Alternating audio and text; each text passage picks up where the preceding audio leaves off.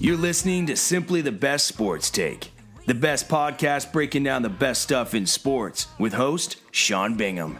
His takes are so good, he dropped the mic, but then you wouldn't be able to hear him, and that would suck. Welcome into STB Sports Take, Simply the Best Sports Podcast. I am your host, Sean Bingham, and today we are coming to you live from the beautiful Big Island of Hawaii.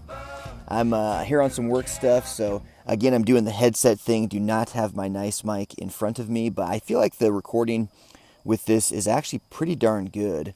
So I'll be doing this for about a week out here. Hopefully you can hear some of the birds chirping and whatnot in the background. I am outdoors. Fun times, beautiful stuff. Got a view of the ocean right now. It's amazing. But definitely want to do the daily podcast. And, so let's hop right to it today. Interesting night in the NBA last night. Really just one thing stood out to me.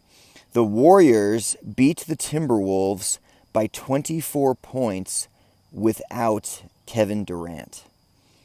Now, that is a scary, scary thing if you are the rest of the NBA, because the Timberwolves have what seems to be on paper one of the best teams in the West, really. They got Jimmy Butler, and obviously they have Wiggins and Karl Anthony Towns, Teague. I mean, they have a really, really solid starting lineup, one of the best in the NBA, and they lost by 24 points to the Warriors, and the Warriors didn't even have their best player. So, scary stuff if you're the rest of the NBA. The Warriors are so far out in front, it's not even funny. I don't think any team is close to them. The Cavs, in my mind, have the best chance to close the gap a little bit, but the Cavs are just old, and they're playing like they're old, and they're only going to get older over the next 6 months before, it comes down to NBA finals and conference finals and stuff. So we'll see what happens, but, no surprise to anyone, but barring an injury, I don't see anybody challenging the Warriors to win the NBA title this year. I really just don't. NBA is very, very lopsided. But so what I kind of wanted to spend most of my time on today is we had talked a couple days ago about defense wins championships. I went through the top defenses in the league, and we kind of realized that most of the teams with the top defenses in the league actually aren't that good at teams. And only one of them, the Pittsburgh Steelers, has a chance to win the Super Bowl this year.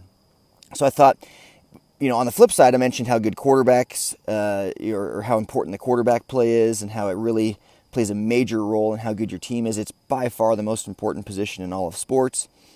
So I thought, you know what, I'm going to go really back that up. I'm going to go dig in, look at the last 10 years of teams that played in the Super Bowl and the quarterback play that they had, and then look at the teams this year that have the best quarterback play, and go off that. So to me, the best stat to go off of, there's two of them. One is QBR, which was introduced by ESPN in 2011.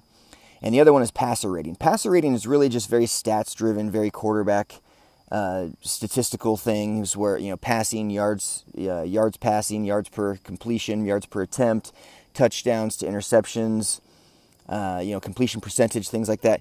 QBR takes into account a lot more than that. It also does account for, clutch plays, which you know how big I am on those things. It takes into account, did you get 5 yards on 3rd and 10, or did you get 5 yards on 3rd and 5? Those types of plays where it's really, really important yardage.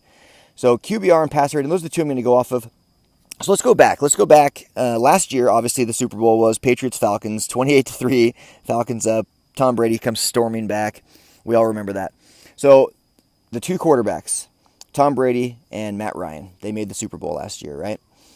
Matt Ryan was the number 1 rated quarterback in both QBR and passer rating last year. Tom Brady was number 2 in both QBR and passer rating last year. So last year, the number 1 and number 2 guys were the two guys that met in the Super Bowl. 2015, Cam Newton versus Peyton Manning. The Broncos beat the Panthers.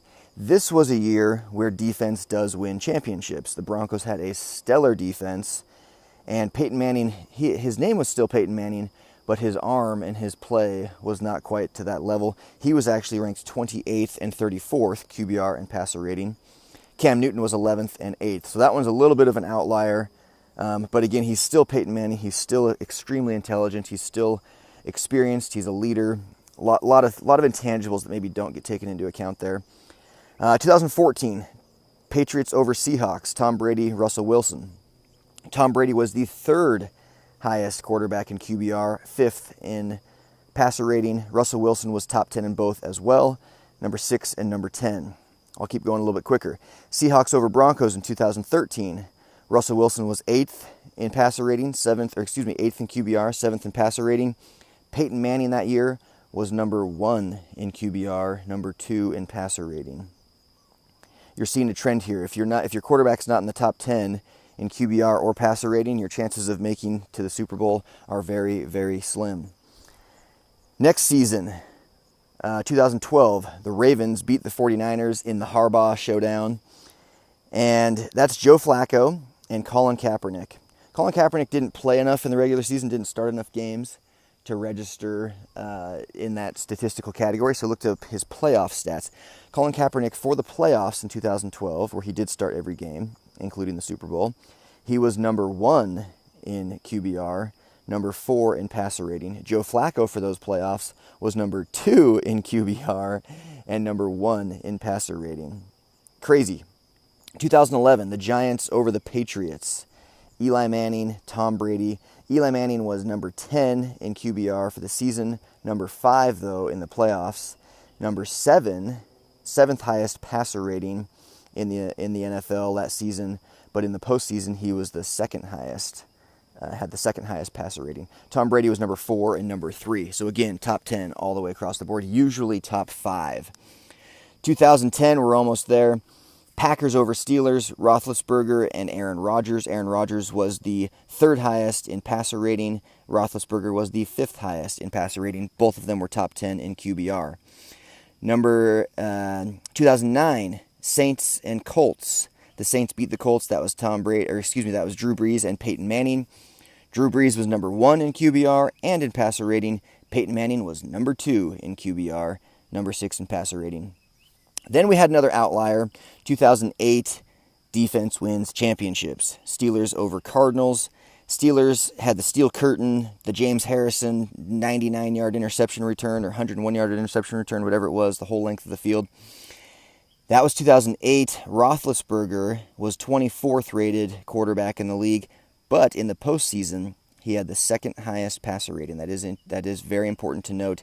I don't think if he had stayed on that below average pace that he did throughout the regular season that they would have won the Super Bowl that year. Kurt Warner was the losing quarterback. He was the 4th highest in QBR, 3rd highest in passer rating that year.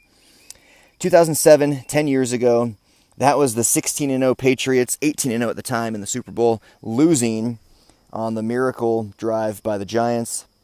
So again, that was Tom Brady and Eli Manning. And again, Eli Manning had a very average regular season, 18th in QBR, but he was 3rd in the playoffs. And then Tom Brady was number 1 in both passer rating and QBR that year. So folks, look at that. I mean, I just went through the last 10 years, both quarterbacks winning and losing, and across the board, if your quarterback is not a top 10 guy in those statistical categories, usually in both passer rating and QBR, your chances of winning the Super Bowl or even going to the Super Bowl are very, very slim. So, kind of an interesting statistic. And looking at the leaders for this year, Deshaun Watson, this is QBR, top guys in QBR, Deshaun Watson, Dak Prescott, Carson Wentz, Tom Brady, Case Keenum, Aaron Rodgers, Alex Smith, Kirk Cousins, Marcus Mariota, Jared Goff, Drew Brees, Russell Wilson. So that's the top 12. You take out, of course, Deshaun Watson, who's number 1, and Aaron Rodgers, who's number 6, because those guys are injured for the season. That leaves you with Dak Prescott, Cowboys, yes, they have a chance. Carson Wentz, Eagles, yes, they have a chance. Tom Brady, Patriots, of course. Case Keenum, that was a surprise to me. I see the Vikings as pretenders. I think they'll lose to the Redskins this week. But Case Keenum is currently number 5 in passer rating. Alex Smith, Chiefs, yes, they have a chance. Kirk Cousins, Redskins, you get the idea, so on and so forth. Saints, Seahawks, same thing for passer ratings. Chiefs, Patriots, Saints, Eagles, Redskins, Cowboys, Rams with Goff again. It's just across the board. The teams that really, truly have a chance have a quarterback in the top 10, usually of both statistical categories. So keep that in mind. If your favorite team has a quarterback who's a Matthew Stafford or someone who's just kind of a fringe guy, or you've got this amazing defense, but your quarterback play isn't that great, there's a very, very slim chance that your team's going to go to the Super Bowl. So that's it for today. I'm out. Peace. Thanks for hanging with Simply the Best Sports Take. Don't forget to subscribe to this podcast and check out stbsportstake.com. Simply the best in sports. 'Cause we are